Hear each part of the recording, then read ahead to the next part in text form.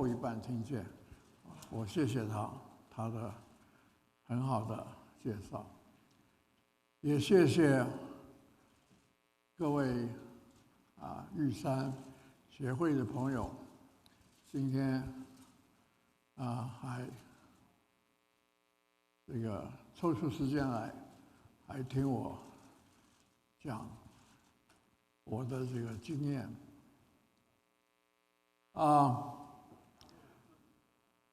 我的确，今天我要讲的是我的60年的学习与成长的经验。我们就第一个PowerPoint 吧。这个我就把最左边的，把我的年龄，我那个学习的那个时候的年龄，那这时候那个机会学习的，为什么有这个机会学习？那个时候的员工就是在我的下面的这个员工人数，以及学习与应用学什么东西，应用什么东西，就是有一个前奏，有一个 overture， 就是我20岁的时候这个大学那个时候MIT 是一个假如你看过我的自传上册，你就知道我认为 MIT 是一个非常枯燥无味的学校。在那个时候，我的父亲送给我不记得是多少股了 IBM， 我这里写50股，大概是50股左右吧。因为那个时候我记得 IBM 的这个股价也已经蛮高了，好像已经差不多100块美金左右了，所以50块50个 shares 是一个蛮大的礼物那个学习到什么呢？那我就有了这个50股这个 IBM， 我就一有机会就去看股价，IBM 的股价后来几十年以后我听这个台湾有一位财政部长说大家要手上有股票，心中无股价我很尊敬这位财政部长王建煊我很尊敬他，但是我心里头想，他大概从来没有过股票因为我一有了那个股票之后就常到图书馆，那个时候根本就自己根本就不定Wall Street Journal， 那个时候没有网络了，你要看股票的行情，只能够看报纸那到图书馆去看这个报纸不但 Wall Street Journal， 几乎任何的报纸那个时候都有这个股价的那当然还有嘛，就是 IBM 寄给我的每个 quarter 的这个 report， 那每年也会寄一份股东，所有的股东，那个时候股东比较少所以公司还会寄这个 quarter report 跟 annual report 给这个小股东现在根本就没有了。现在好，那我也看这种 report， 也知道了一点这个大公司 IBM 是很大的公司是怎么做的那我也学会了一点这个 PE 了 ，Price to Earnings Ratio 了 ，PB 了 ，Price to Book Ratio 了，这种东西因为我想了解这个股价嘛这是前奏。20岁，好了，我是24岁开始工作。头一个工作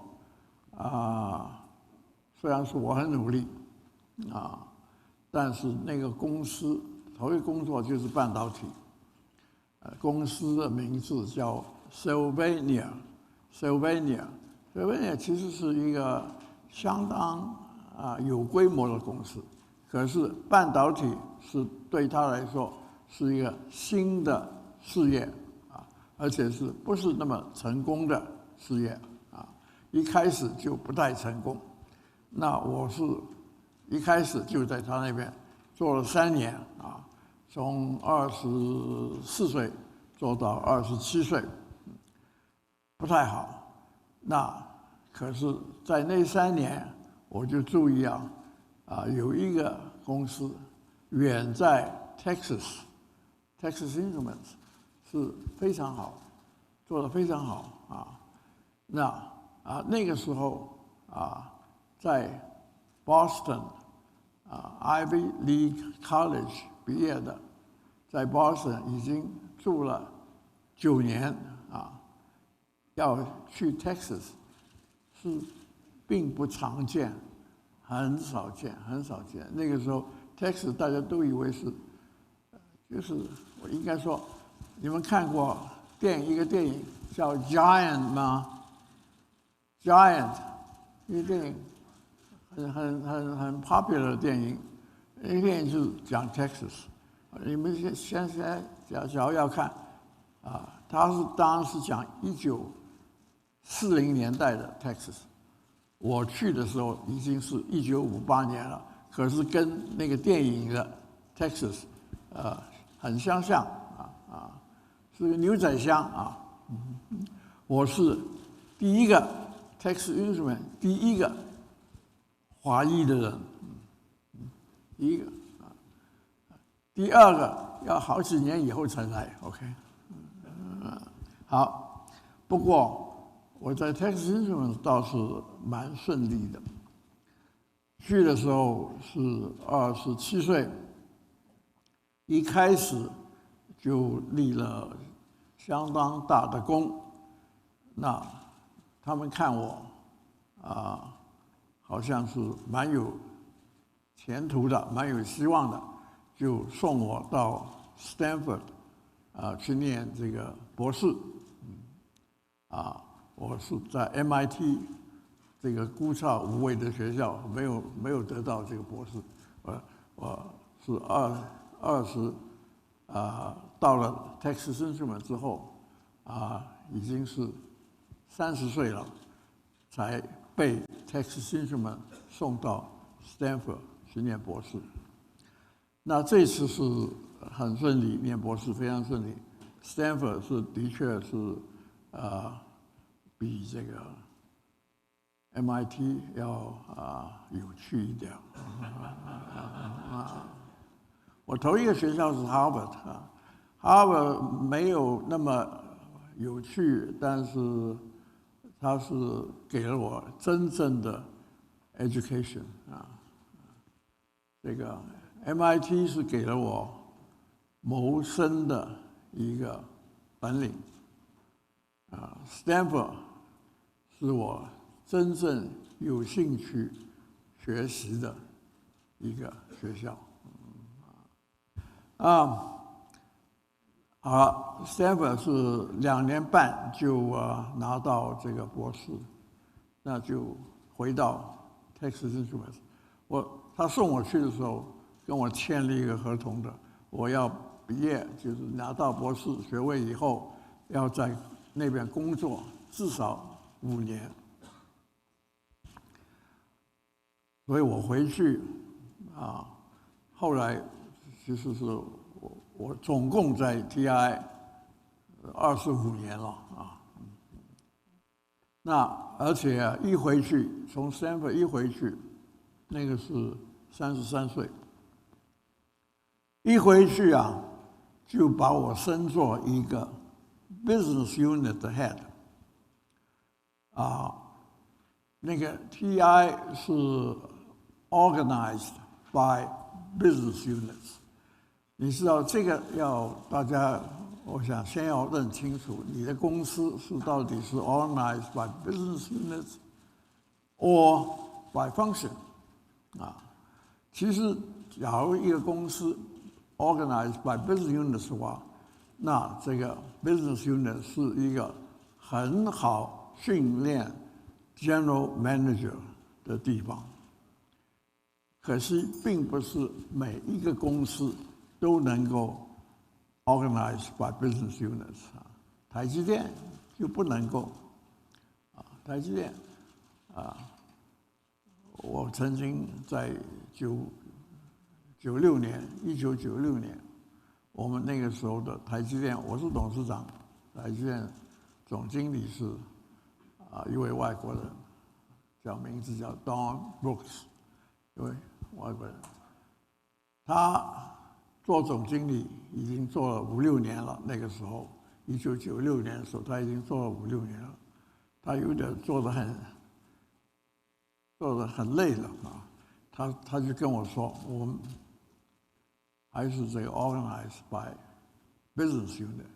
我说这个不行啊，我说你这个，因为我们的技术总是在进步的，你假如是以技术来 organize 一个 business 啊，比方说你说是某某技术是这个 business unit， 某某技术是那个 business unit， 那有的 customer 是各种技术都用的，那他就要跟不同的单位来商量，不好啊。而且这个比较 advanced 的技术的那个 business unit， 过了2年，他的这个 business 就不是那么 advanced 了，他技术就假如是你把新的都给他的话，那个比较落后的也就慢慢缩小了，总是不行的。好，那好的，我们的总经理跟我争，我就去这个，我说我们找那个 McKinsey 啊，找他来啊，这是我第2次用一个 consultant 啊。事实上 McKinsey 是支持了我的想法，他说你们不宜啊，可是他找出了另外一个问题啊，那使得我就另外一个问题就是 McKinsey 说你们的 customer 对你们不是那么好这个是很大的问题啊，这个是我以前不很知道的，以前这是96年，所以后来我就想把这改进，这个其实是我后来的一个故事，现在就讲到这，现在回到 Tax Instruments 做 Business Unit Head。那开始的时候我是做过好几个 business unit， 最后的这个 business unit 就是全球半导体 ，Texas Instruments 的全球半导体，那是有4万左右的员工。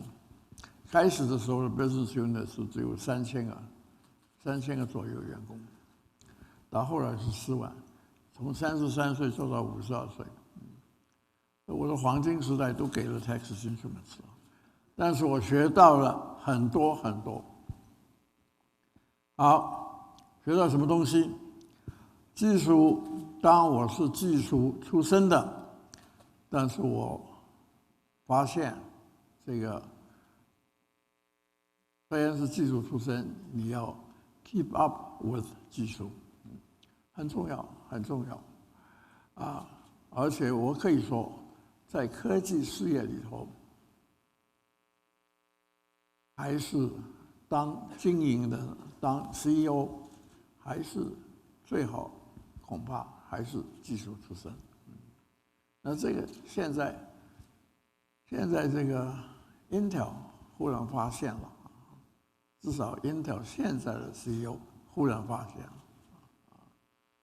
他最近就在说，因为 Intel 最近又是股价又不好啦大家这个 analyst 又把它 run down 啦那这个现在的 CEO 他才做了半年多而已，今年2月才做了。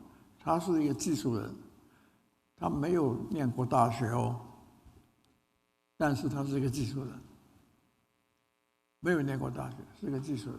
那他讲的说，哎呀，前几个那个 CEO， 他以前的几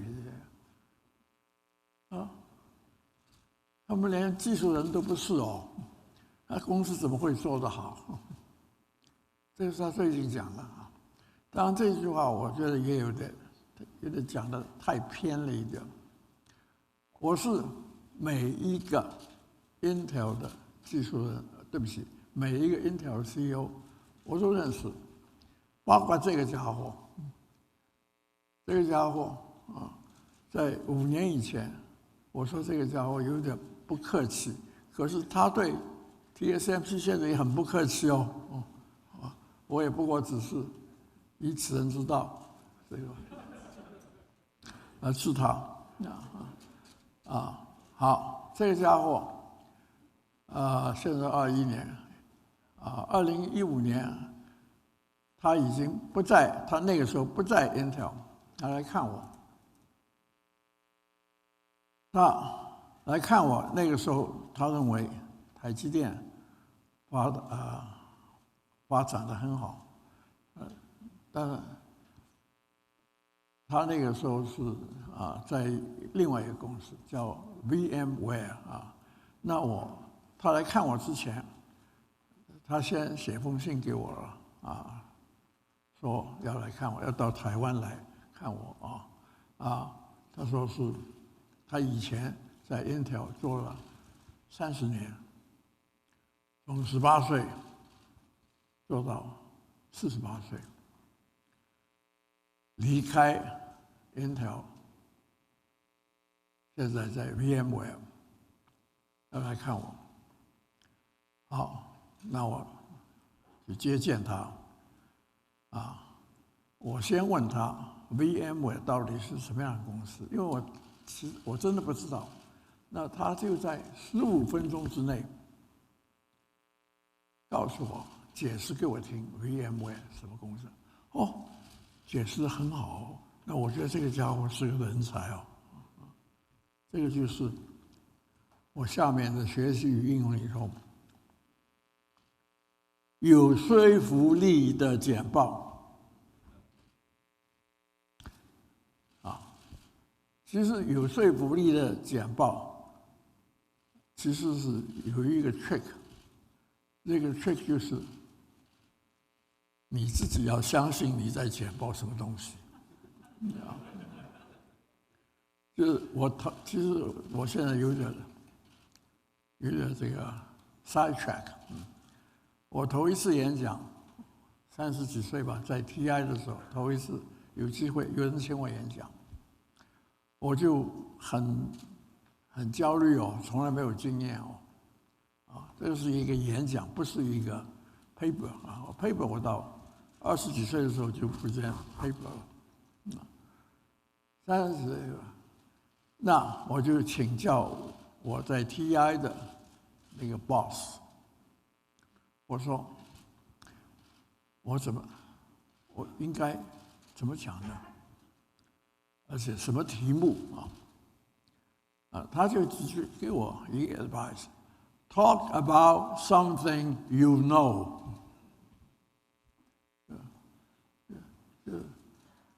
要讲就是。所以我到现在为止，我接受演讲 ，I always talk about something I know。对了，记住刚刚说是，我给他2个选择，一个是半导体，一个是我自己的学习跟这个，我都知道。All right. Anyway， 是在 TI 就刚刚讲到那个 Intel 那个 head 是说以前都是这个，当然这个话比较偏激一点，可是 basically 我同意他所以我刚刚才讲，技术是蛮重要的，而且一个科技事业看起来还是这个经营的CEO 恐怕还是就是那个技术出身的比较好。假如不是的话，也要 keep up， 即使是的话，也要 keep up with 技术，因为这个技术是一直在进步的。好，那商品与客制品，这个先要搞清楚。你在制造的，你在生产的，到底是商品？商品的定义是什么？这是 Michael Porter， 是我的朋友，也是哈佛的算是一个 business theorist 他就说，只要两家公司做相似的东西，就是 commodity。You don't need more than one competitor。一个 competitor 已经够你应付了。只要两家公司制造同一个相似的、非常相似的东西，就是 commodity。那客制品就是只有你一家，你要搞清楚是你在做什么。假如是你想多点客制品，那就是另外，那就是策略问题了，就最下面一个策略问题了。好，那行销非常重要，尤其是一个技术出身的人，像我可是我一做这个 business unit here， 我就把行销当作我的 first priority， 去看 customer， 看 customers。你假如是商品的话，没什么用，你看 customer 没用的。是客制品 ，custom product， 你去看 customer 有用，而且你非要常常去看 customer。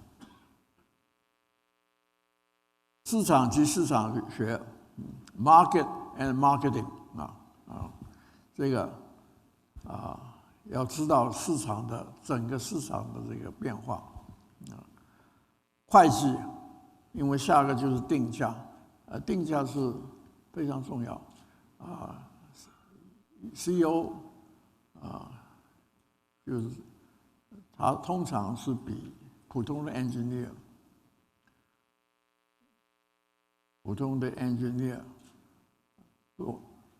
要赚50倍他的 income， 一个 CEO 的 income 比一个 engineer 要多50倍 ，maybe even more。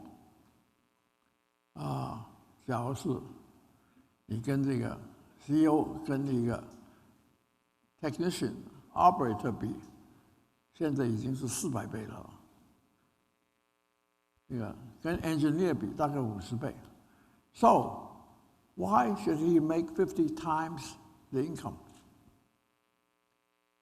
那我就告诉他，因为 profit 公司的 profit 是 price minus cost。你有的时候要1000个工程师才能减 1% cost， 可是 CEO 是你有定价的这个权利 ，CEO 可以把 price 定高1%，就等于1000个工程师减低这个 cost 1%，就有一样的作用。Well， 当然，这个定价并不是那么容易。假如是你卖的是 commodity 商品根本就想都别想。It's not up to you 定价 ，It's up to the competitors, up to the market 啊。但是客制品有一点 room， 也不是很大 room， 可是有一点 room。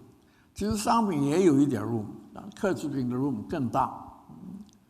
我这个 room 在哪里？这个就是市场及市场学，跟客户行销了，跟客户啦什么非常重要。刚刚讲了一下有说服力的简报，聆听是很 basic 聆听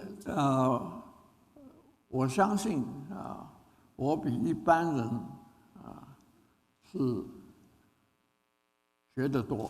这个在听一个人的话，我比一般人了解的多。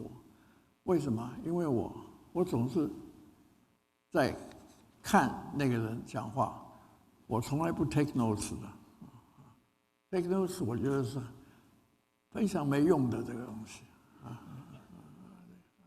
这个我只有假如是要做一个什么事情，就是因为那个人讲了什么话要做，我自己要做什么事情那我怕讲完，通通会议完了以后我就忘了，我就写2个字顶多了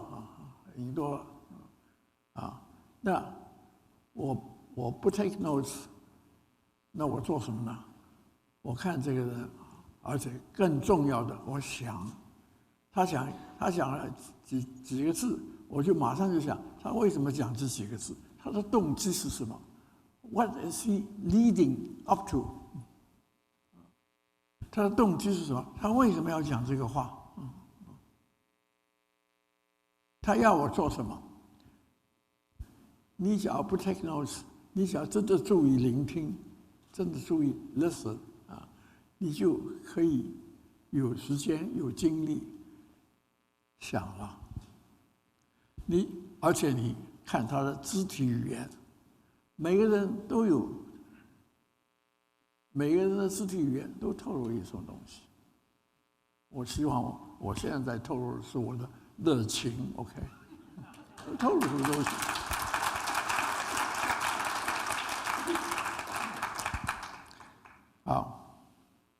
包容很重要。我刚到台湾的时候，我当然没有带任何人来。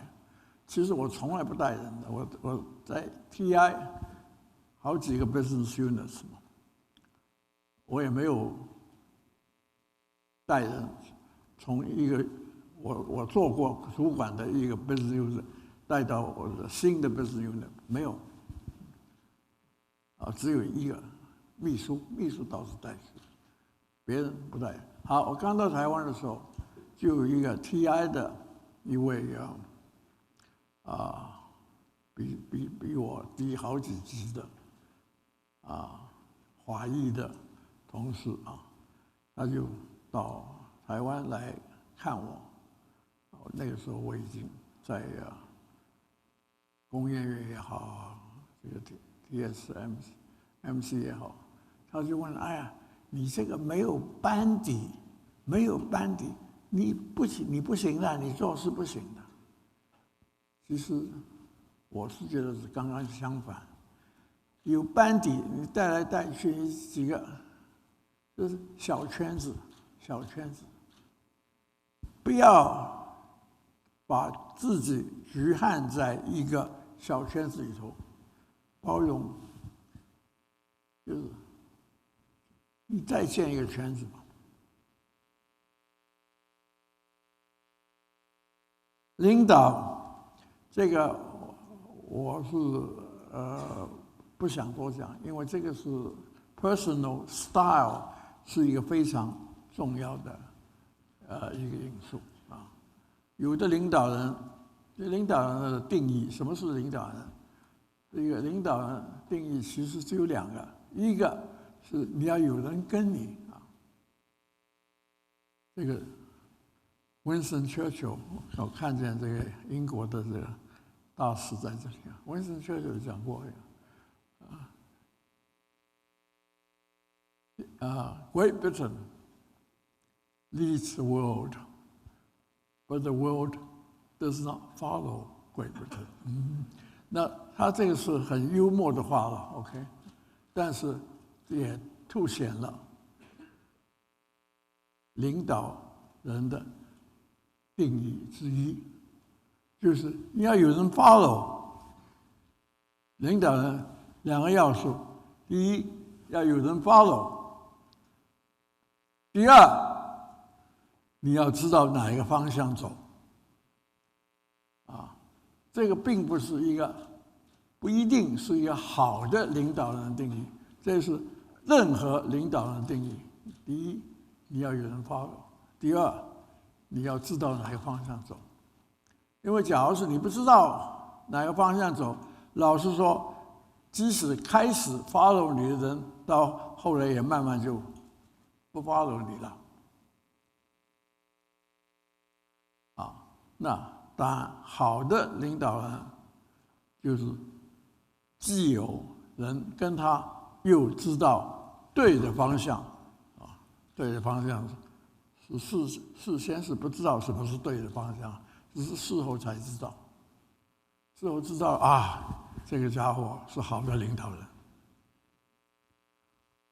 策略我特别用红字，因为我觉得这个是。别的都是 basics， 策略是比较高一层。那今天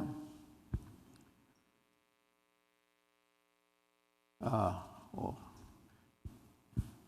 这个请你在这个换一个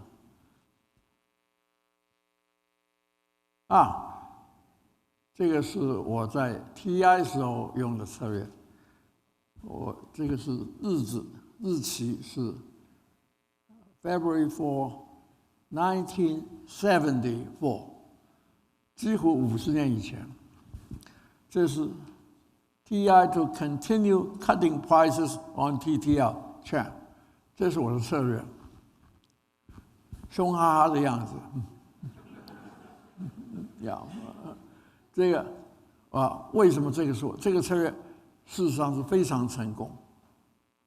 为什么是？Continue cutting prices on TTL was at that time a commodity and a very popular commodity.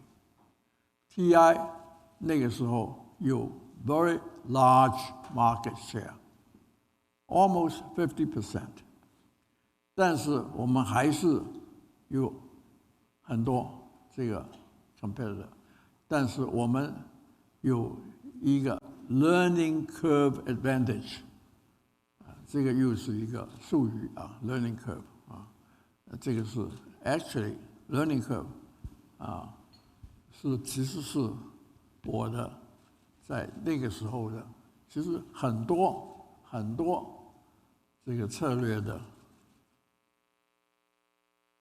基本 learning curve in the 60s。70s, even in the 80s， 我刚碰见一位，他说在 GE 做了20年，那位先生现在还在吗？GE 做了20年，到台湾来。对 ，Jack Welch 就是 learning curve 的 believer。Jack Welch。从1982做 GE 的 CEO， 一直做到2002年，他是 learning curve believer， 他对他手下的GE 有很多 business unit， 他对手下的人他说你一定要在5年当中变成你这个行业的 number one or number two。假如你不变成你这个行业的 number one or number two，we stop 你的 business。这个是 learning curve 的一个结论。那最近，那我是用这个 learning curve 来这个 cut price，OK？因为什么？大家好好的，已经这个 gross margin 已经不高了啊！你要知道，不高，那个时候在 TI， that means 40%，you know gross margin 不高 ，OK？ 在这个半导体，你要的是50% 以上。That's just a basic law，OK？ 呀，没有50%，你还是因为你要很多钱来做 R&D 而且你的 asset 是相当 intensive， 所以即使50%，你的 ROIC 也并不是高，这种都是 accounting， 你就可以看得出来。anyway， 好，已经不高了 40%， 还要 cut price 干嘛？我的策略就是在跳，我要你们绝望，因为我们TI 已经是最低的 cost， 我们只赚40%， 你赚20%。好，我们现在又继续看，那我们有这个 learning curve 的 advantage， 你没有希望的，你还是停止好，就像 Jack Welch 后来讲的，还是停止好，还是 get out of business 好。当然，那个时候，我这个strategy work fine 但是他们有一个 escape， 他们可以停止 TTL， 他们可以说另一个技术，另一个技术 happen to be MOS， 那个就是 Intel 走的路。Intel 一开始的时候，他又做 TTL， 又做 MOS， 做了几年我在 TI 是他做 TTL 绝望了，他就专心做 MOS， 做得很成功成功了50年。好，现在 Intel 的新的 CEO 现在说台积电因为它有 learning curve advantage， 所以它做得比我们好了，所以我们也要做 foundry。 So you know process， 这个都是一套理论都是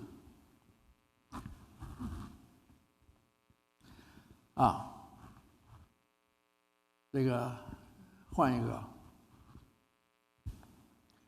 好，台积电我现在讲完了这个，我已经53岁了53岁到54岁是到 General Instrument 当 President，General Instrument 大概有2万，也许多一点，2万几千有员工。学习什么东西General Instrument 是 a pioneer of corporate private equity and corporate venture capital。他的 business， 这是他 recruit 我之前，他没有跟我讲我也没有了解我就贸贸然就进去当 President COO。进去以后发现，他的 strategy 就是要买小公司，把它 dress up， 再卖出去。What do you think that is? That's what private equity is. 他最大的野心是把他自己都卖掉。那他雇我，就是因为他想实现那个野心。可是我那个时候刚刚离开 Texas Instruments，Texas Instruments 完全是 build the company from the ground up， 那跟他完全不一样。所以我1年以后就离开了。那其实我暂时他找不到 successor， 但是几年以后他找到了我的 successor。It happened to be somebody that also knows how to, also agrees with 他的这个 corporate, and that successor was a very well-known man. And according to Kissinger, in fact, he was the most ruthless man in Washington. His name was Don Rumsfeld. Don Rumsfeld 做过 General Instrument President. Don Rumsfeld was Defense Secretary in Bush 43rd presidency. The young Bush. 从2001年一直做到 I think 2004年，就是后来 Iraq 打得不太好了，他也就 I think he was basically fired by Bush. But he was a success at General Instrument. Anyway, 那我在 General Instrument 1年时间，我也学到 private equity 和 venture capital。好，那现在我54岁了，到台积电，员工一开始的时候120个人，我退休的时候大概5万个人左右。我那个时候已经不需要学 the basics， 就是我刚刚跟你讲的 ，all the basics I already had, but I applied them in 台积电。那更重要的商业模式跟策略，我刚刚讲策略 is at least a level higher。你讲一个 pyramid， 这个那个 basic skill 是在基层，策略要高一层，商业模式更高。不过，商业模式是很少有机会。You have to be the founder, you know, to innovate a business model. Or of course, you can innovate a business model and start a new business from the old big business. 这也可以了，商业模式跟策略。你下一个 slide。我是应该是什么时候讲完？是啊？这个是什么意思啊 ？Sophie 啊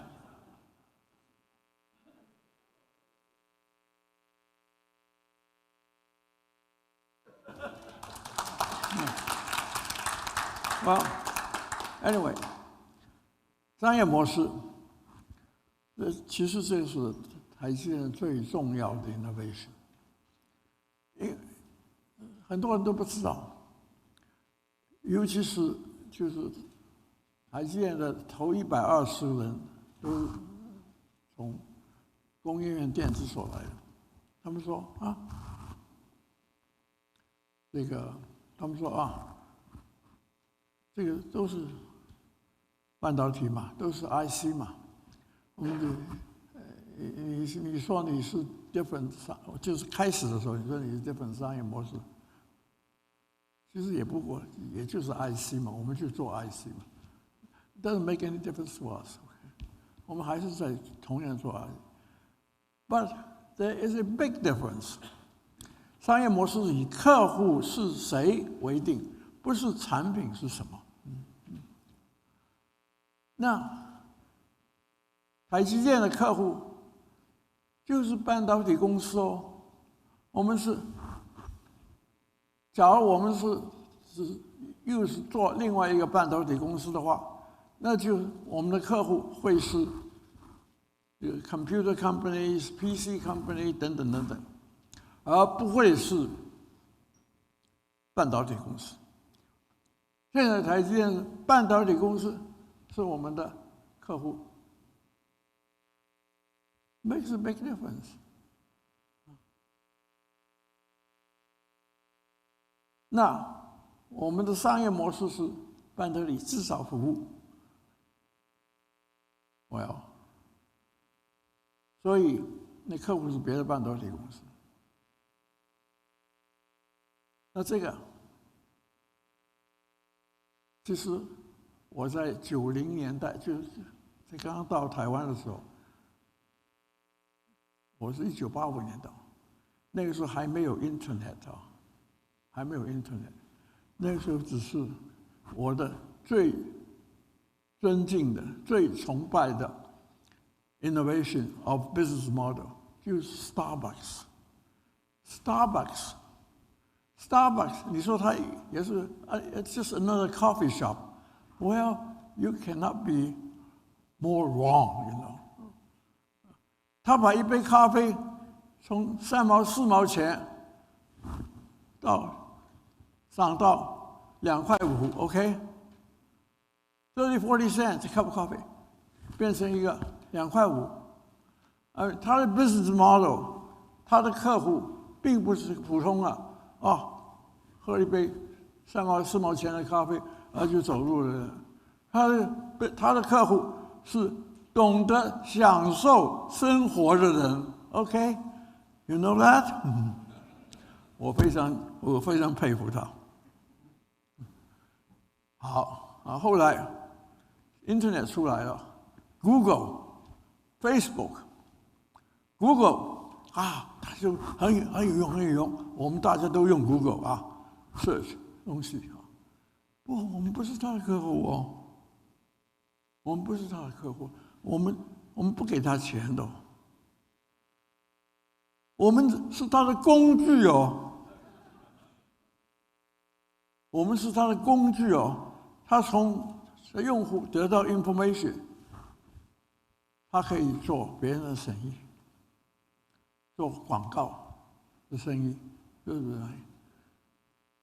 这种 business model 其实商业模式 business model 这个名词是90年代以后才出来的，以前没有的。OK， 那这个商业模式我想是好定了这个台积电定了这个商业模式，就是要有一个 strategy。这个是我30几年在台积电唯一手写的 strategy， 1998年，现在已经20几年了，所以我现在可以把它公开了 ，OK？ 这个那个时候算是公司机密 ，OK？Measurements， 我这个有很多了，我只是只是一个 abstract， 这个只是一个，我把这个 relevant 的这个拿出来给大家看。Measurements 就是台积电的 strategy measurements。Regular independently conducted customer surveys，customer 第一哦。我们 regular 我们出钱，一年好像是25万、26万，找一个专门做 customer survey 的公司，叫他是第三者哦，他不代表我们，叫他跑着去看我们的 customer。第二 ，direct customer feedback and satisfactory handling of customer problems。第三，还有当然 financial performance。第四 share price。第五 market share。第六 financial and mass media reports。这种是台积电的 measurements。这个 strategy 成功不成功就是这种 measurements。下一个。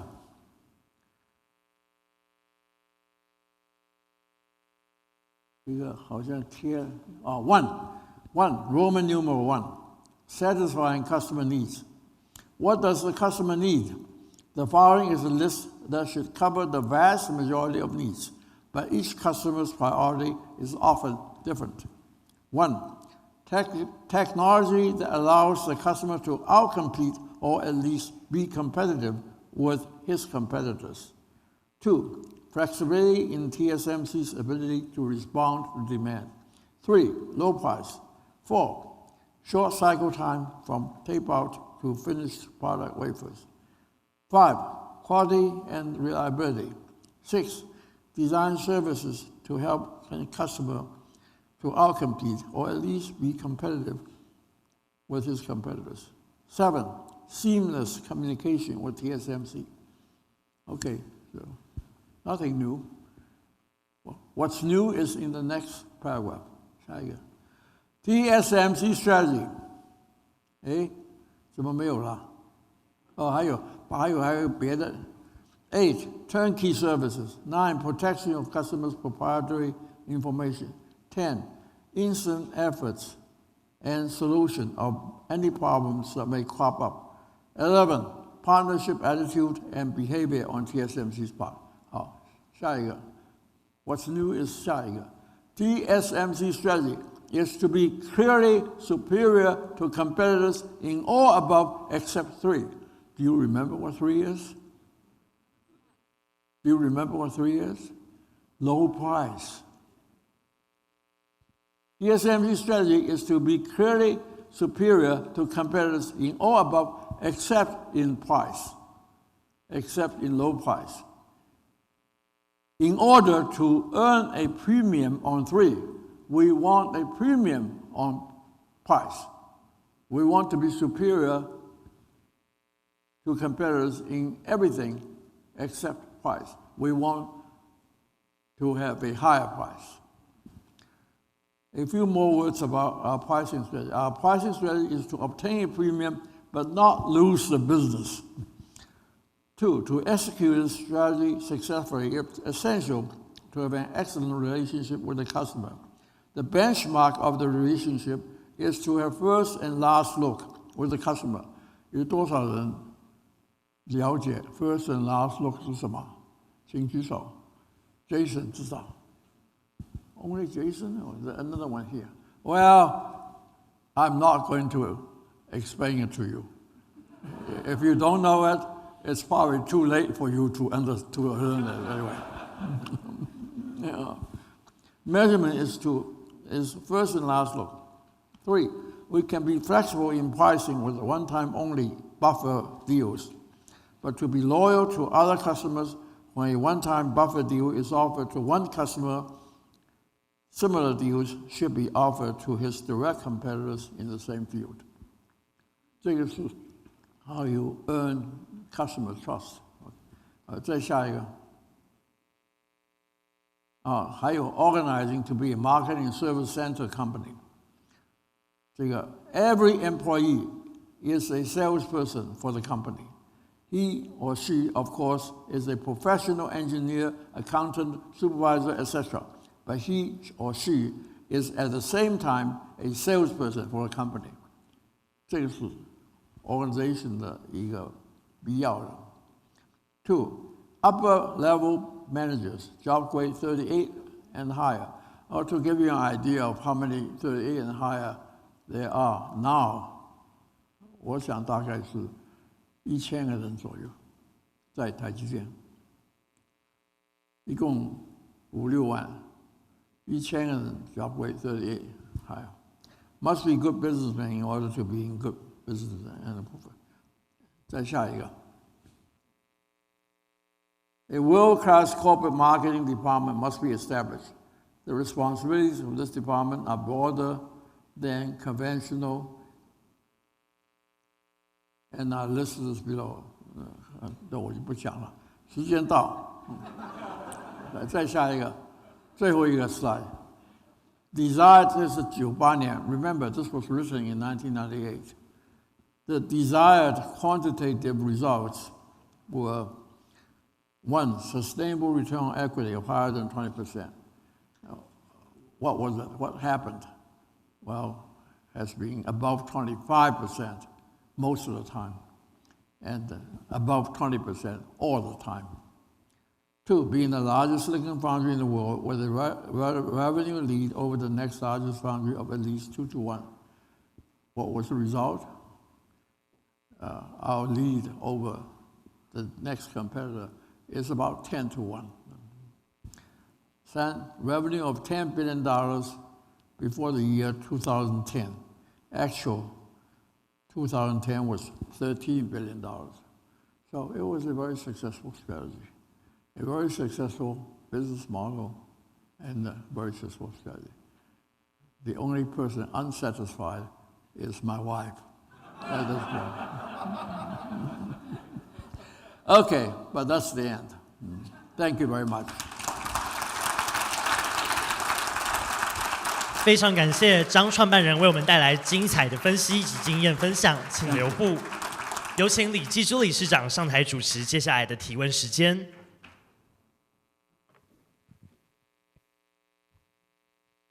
不是我是坐这边。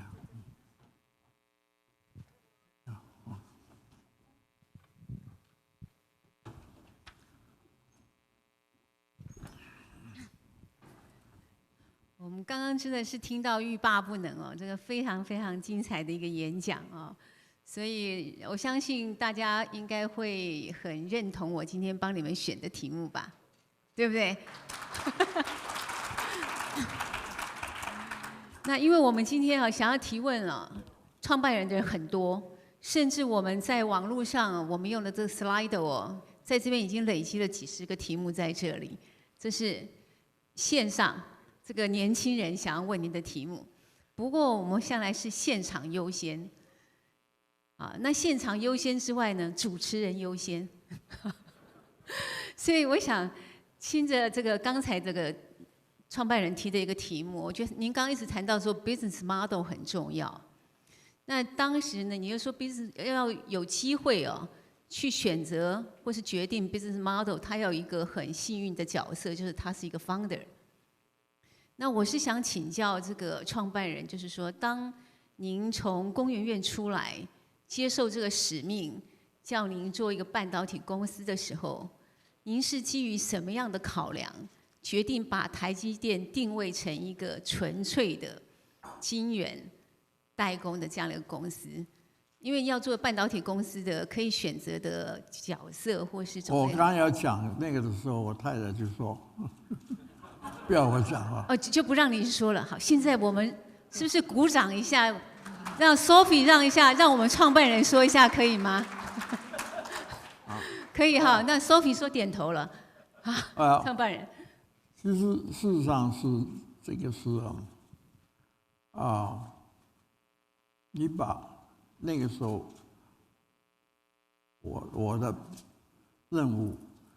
我还在工研院 incidentally， 这个台积电创办台积电是跟我在工研院几乎是同时的，因为我到工研院做院长2个礼拜以后就被李国鼎先生招进去，要我创办台积电。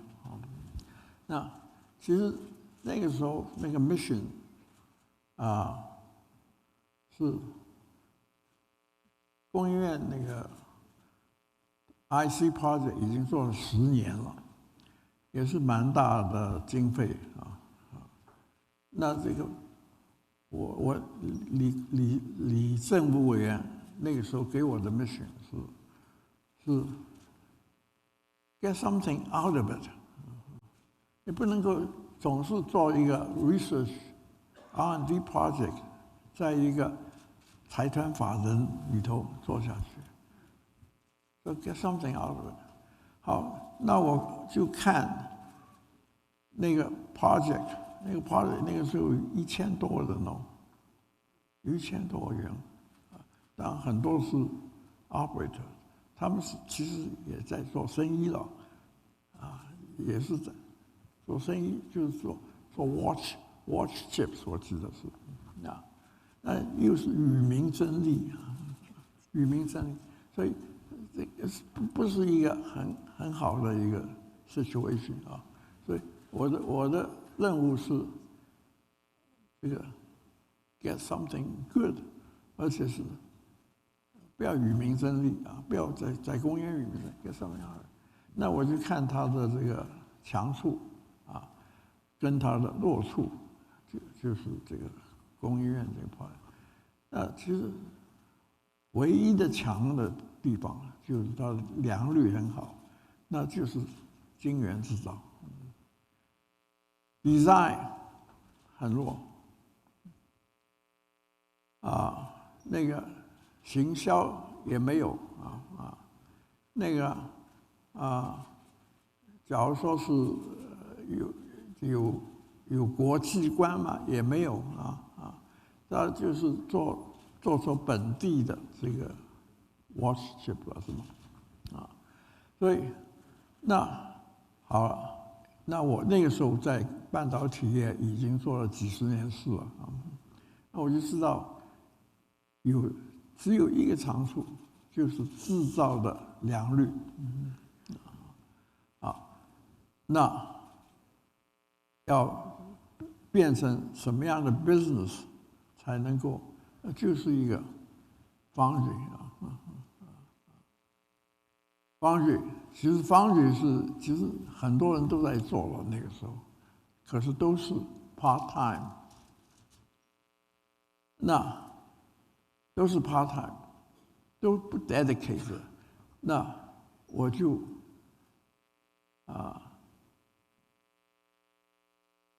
我的 innovation 就是把它成为一个 dedicated 专业的、专门只做 foundry 的，那就是这个就是一个崭新的 business model 那唯一的问题那个是到底 market 在什么地方？谁要你这个 dedicated？ 因为大部分的半导体公司都自己有制造嘛，好，那这 strategy 嘛，就是要找客户了，要是服务导向的这个 strategy，这个已经是我写的 ，OK，而且是要在欧美来找市场，因为大市场都在那边。那个时候中国还早呢，1985年大市场都是在欧美，所以总经理我觉得我是非常适合做总经理，但是我那个时候也是工研院院长而且那个时候是很努力的，要想改革工研院好，那个后来没成功了可是那个时候就办台积电的时候，我不知道不会成功了因为我以为工研院就是像我手上的粘土可以把它塑造成我要的东西，但工研院拒绝被我塑造，拒绝，到现在都还拒绝当然现在没有人要改造他了，这很好，很好，他活得很好，用政府的经费，这个活得很好啊。现在他就是做以前一直做的，就是等于是一个 think tank， 一个 think tank。我是想要改造它成为一个为台湾工业做研究的一个东西。But that they did not want to do, and really, even their boss 就是经济部行政院长，也不认为他们要工研院来为台湾工业来做研究。But I thought that was my mission for the first 3 years.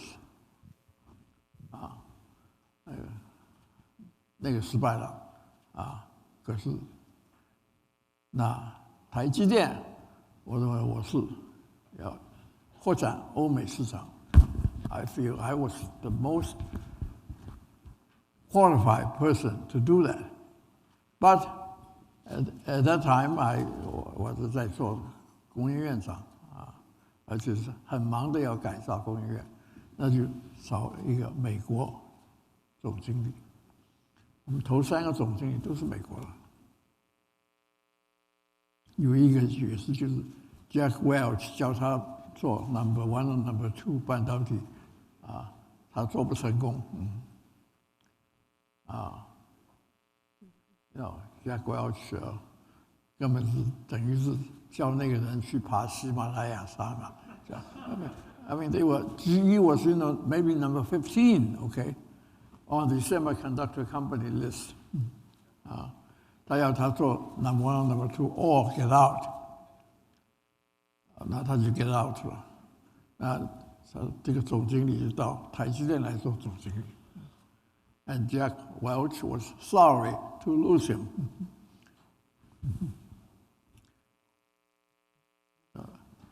He was really sorry because I got to know Jack after he retired from GE.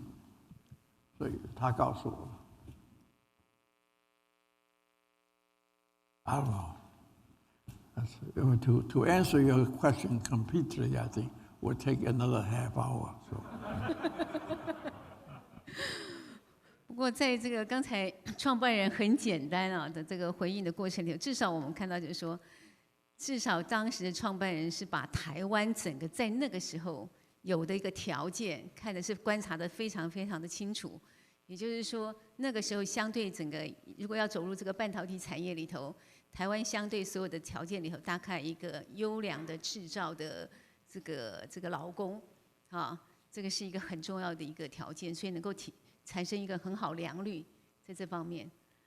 那您是客气了，我猜想后来呢去做生意，就是您刚才讲说工研院绑住你，其实到后来我相信很多的生意也是先看您的面子来的，这样讲对不对？很多的您的生意因为刚开始大家不知道这个台积电是一个什么样的公司，能够生产什么样的商品我想刚开始的生意大概很多还是看您的面子来的可不可以这样说？看您的面子，因为看张忠谋在那里，所以您那个公司生产的东西，我们去下点订单试看看。你说我们初期的 customer 对，初期的 customer，no， 这个你不要有任何 illusion。你不要有任何 illusion。这个做生意要靠面子 ，no， 绝对没有面子可靠。不是你刚开始不是你就是品牌那你这个 I don't know how you got that kind of idea.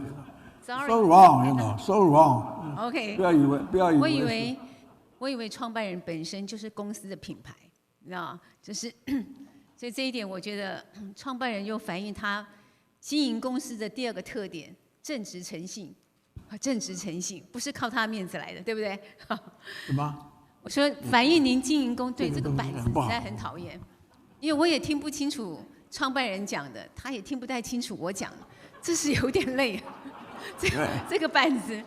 Well, I suggest 那没关系，我们把把这个东西弄掉。做真的，我们大家互相听。因为这个因为板子会有点回音。你的声音，你的声音就是转了一个台到我这 ，OK。而且这个坦白这个板子不知道有一点点回音，我听创办人的声音也是很辛苦。这个东西现在连 restaurant 都不用这个东西了。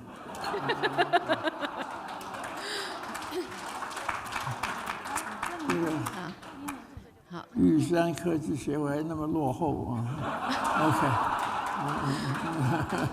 因为您叫做张忠谋创办人，护国神山呐，我们当然要保护的好一点啊，好，比一般正常的来的更严谨一点。OK。好，我们现在开放让现场提问。好，这个我们先让 Niki 好了，好，你要先让 CY。好，CY， 黄奇源是我们的理事。哪位？这位黄奇源先生。OK。他就是您上次刚刚讲说只做1年半就走那种公司的负责人。谢谢这个张创办人的精彩的这个分享。那我呢想这个一方面顺着您今天晚上的这个演讲啊，您讲到了这个business model 跟 strategy。那另外一方面呢，我看到了最近啊，您在报纸上面呢所提到的，就是关于这个，你提到了说现在全世界大家疯狂的，包括 Intel 在内，疯狂的去扩充半导体的这个产能呢，是这个 rather dangerous 啊，就是你看到一个就是 heading to 这个 dangerous 的一个 direction 啊，就是你有对不起，你最后几个字我没听清。啊，就您看到了最近的这个全球的大扩充产能半导体，您觉得非常的危险啊？那么我呢这个我没有讲非常危险啊，我没有。好，那可能是我看错了，就因为您提到了，就是说，因为原来的话是自由贸易啊，那但现在呢，全球开始一个保护主义，所以呢，站在一个商业模式啊的以及呢策略的这个角度上面，这当自由贸易没有的时候，那这个或者是降低的时候，我们要怎么调整我们的策略？那我看到了台积电最近也有到美国 Arizona 去设厂，那上个礼拜也有到这个日本啊宣布去设厂的计划，接下来可能有到德国去设厂的这个计划。那么所以这个整个的策略上面，当这个以往的分工的策略没有，大家都开始竞争的时候，是不是代表将来台积电的策略上面啊，或者是商业模式上面也要做一些调整？请教董事长。我不是董事长，请教创办人。我是退休的创办人。好，有请创办人。这个第一我先把我以前讲的话 clarify 一下子。我的意思就是，其实这个许多公司，在美国的公司也好，在亚洲的公司也好，这几十年以来都是因为 globalization 全球化以及自由贸易这两个 overriding 的 principles， 全球化以及自由贸易，许多公司无论是在美国也好，在亚洲也好，甚至于全世界了都是因为 globalization globalization 以及这个自由贸易发达、成长、发达。那现在是的确是Tom Friedman 10几年以前写了一本书 ，The World is Fat。Well, Tom, the world is not fat anymore。现在已经不 fat 了。那好，讲到半导体，现在有很多人 ，and the new Intel CEO was one of them. He, in fact, said that, it's not safe. Taiwan is not safe. South Korea is not safe. 还是要在美国，所谓 onshore， 要在美国 onshore or nearshore or whatever， 所以这个是一个 challenge， 对亚洲的，其实对全世界的半导体 ，including Intel 都是一个 challenge。I mean, they have to expand, okay?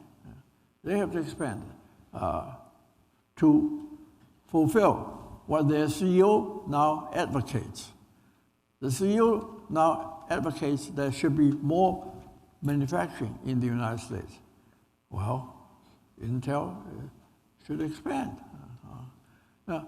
那当然，他有他的动机，他动机就是他要美国政府。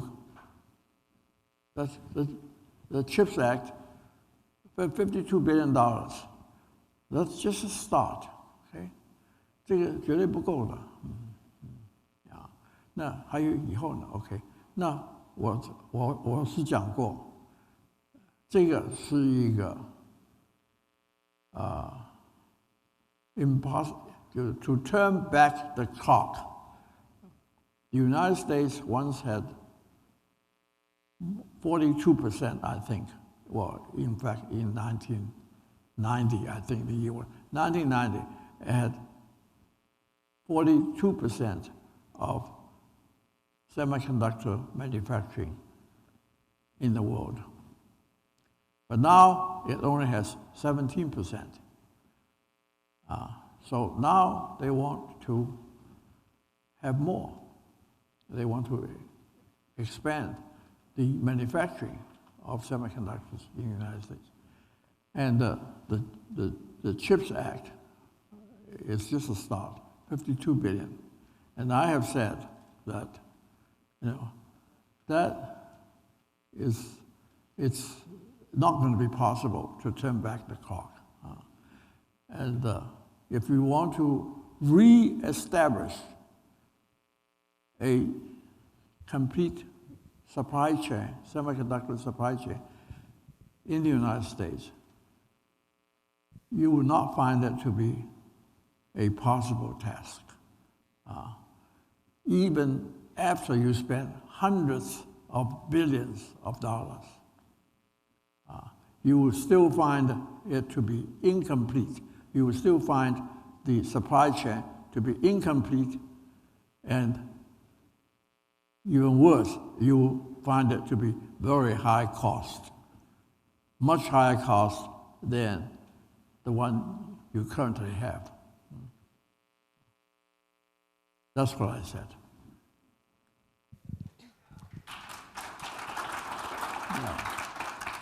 这个确实哦，如果整个世界的这个产区或是生产的一个分布，就是根据所谓的自由贸易，我们经济学里头讲的比较利益原则，看哪些东西在什么地方去生产，它能够让它的这个生产效率产生一个最适化的一个效益在哦。那如果说基于其他的动机去改变这种 globalization 或是 free trade 这种原则，那比较利益的效益可能就发挥不出来哦。那刚刚董事长在担心的这个问题可能就会出现。好，我们接下来把时间给 Nicky 啊。那你要问短一点哦 ，Nicky。那个首先呢 ，Morris 非常感谢你哦，这么热情的花这么多时间来教育大家，真的是很精彩。尤其听你自己手写的那一段给台积电哦。那我的问题其实是很简单哦，刚才 Morris 已经讲，可能美国的 supply chain 不一定能做得到 low cost 哦。那么这样子的事情，本来你是不准我问半导体题目的，但是所以我就 follow Morris 跟我教我们的这个 management 哦。现在台湾是要去美国，是要去日本，做一些 reasonable size 的厂。因此呢，台湾的 supply chain 这些本来在台湾聚焦的地方，要一部分跟着去。那董事长在 TI 的时候是拿美国当基地，全球征战设厂。后来董事长你到台湾以后，发现台湾生存就是要聚焦在台湾，尽量 cluster 降低 cost learning curve。那我们现在又碰到一个重点，就是说，人还是要派一部分去美国跟日本。所以呢，我今天晚上最想知道的，你对人的 management， 从美国来 management 世界的人，这个你52岁以前的，86岁以前的，用台湾的人去 manage 去 ship parts 到美国到各处。现在这两个东西要开始某种程度的 fusion， 某种程度的融合。那你对人的看法是怎么样？Well， 人的看法是，我觉得从美国 manage 全世界 ，that was a different era. That was the American century. 就是你可以说 ，the American century, I think, truly speaking, was only half a century. It was between 1945, when the United States won the Second World War, to about 2000, maybe 2002. The year when 9/11 happened. That 55 years or so, 57 years, was the American century. In the American century, and I was at TI at that time, it was almost natural for the United States, for a company, a strong company in the United States, which Texas Instruments was, to have all kinds of foreign subsidiaries and to manage all the foreign subsidiaries from Texas. Now, if you say that, when I came to Taiwan, it was still in the American century. It was 1985. And now, is it possible for Taiwanese to manage things overseas with the same kind of authority that the Americans managed things in the past? Impossible. Impossible. So, yeah. Frank， What's after impossible? Cannot manage well. I'm quite sure that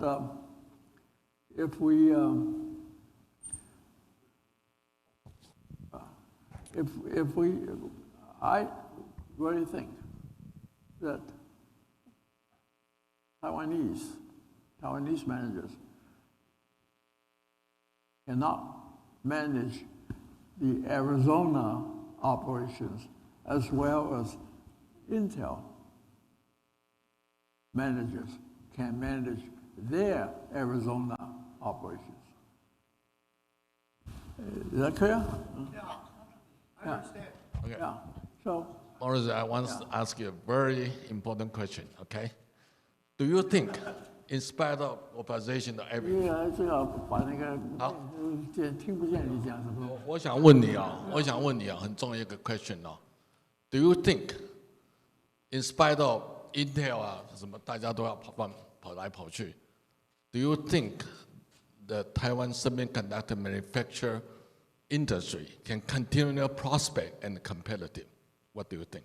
我们可以继续有竞争力，还有越来越强啊！因为我们台积电在台湾，这个是 very important for all our foundry company. No. Question. Yeah. I think that the Taiwan semiconductor industry can still be very competitive in the world by operating in Taiwan. Yes, that's one of my question. Yeah. Yes. The answer is yes. However, we're not in a completely globalized world anymore. We are not in a completely free, competitive era anymore. So we have challenges. But basically, I think, in fact, I think that's Taiwan. That's the only choice by operating in Taiwan. Yeah. I think, I thought the collapse of Japanese semiconductor industry totally, okay? 我们台湾是不但 competitive cost structure， 我们的 flexibility 也比较强。Gradually, I want to give you a real 就是我要称赞你。You break through 28奈米 it's all the way. All the engineer is from Taiwan. Everybody is from Taiwan. That's his breakthrough. And TSMC has created such kind of mentality that we can do everything, according to you. And we shall continue this, all right? Do you think it's correct? Well, I think basically you are perhaps more optimistic than I am. I always. I think we should continue to operate in Taiwan. I mean, that much I agree with you. Yeah, I think we have challenges because free trade, free competition, free market has now conditions, and globalization is a bad word now. So, subject to those modifications, I think the Taiwan semiconductor industry is still a very competitive industry. Good. That's what I want to know. 所以 Frank 刚刚创办人特别强调 subject to， 后面有几个 subject to。因为我们半导体的 trading 没错 tax 是0嘛，如果你没有 tax 的 barrier 的话 ，it's only your price, cost, service, everything else. TSMC. Yeah. I was seeing the leader of the TSMC continues we are followers. I think if he said that, we'll be happy to hear that. 好，因为时间的关系，我们只能容纳最后一个问题。好，创办人，让我们现场还有没有人要提问？最后一个。我看就。Stop。我们创办人是不是今天真的是倾囊相授？我们是不是最后给创办人一个最热烈的掌声？谢谢张创办人以及李理事长针对贵宾所发问的问题进行详细的解说，请留步。为了感谢张创办人对产业界的贡献以及对台湾玉山活动的响应与参与，李理事长特别准备了20周年纪念文证及感谢状，表达台湾玉山一点小小的心意。台湾玉山诚挚的感谢钟某董事长今天百忙之中拨冗前来参加台湾玉山20周年庆祝大会，让今日线上线下400多位与会贵宾了解台湾创新的价值与出路。好精彩！谢谢张创办人，也谢谢理事长，请回座。在温馨欢乐的气氛中，今天的晚宴进入尾声。感谢各位贵宾的莅临，台湾玉山科技协会20周年庆祝大会暨论坛到此圆满落幕。